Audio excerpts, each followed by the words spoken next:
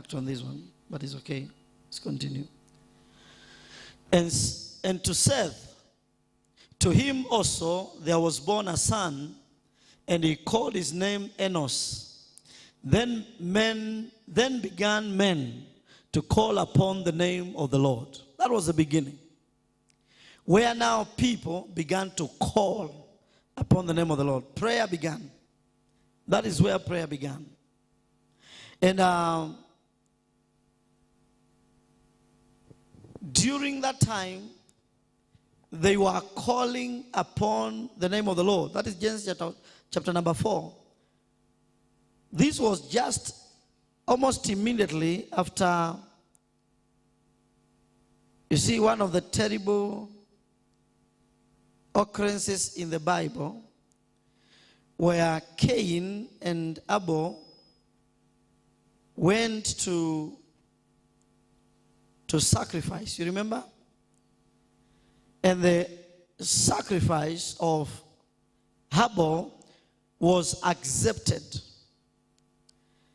and the sacrifice of Cain was rejected. Amen. When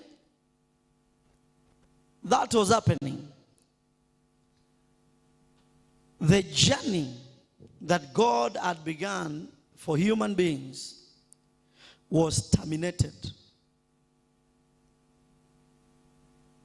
There was no one to continue with the journey that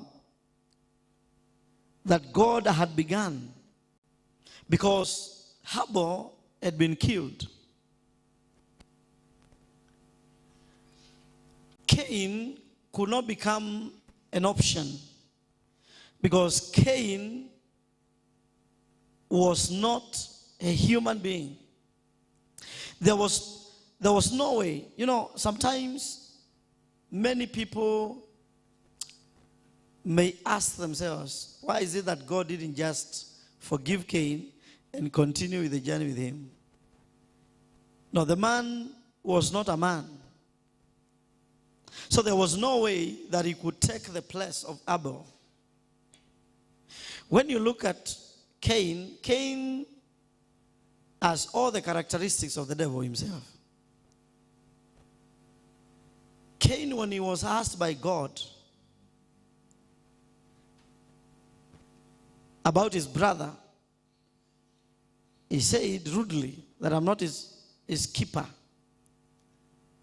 In other words, I don't keep him in my pocket.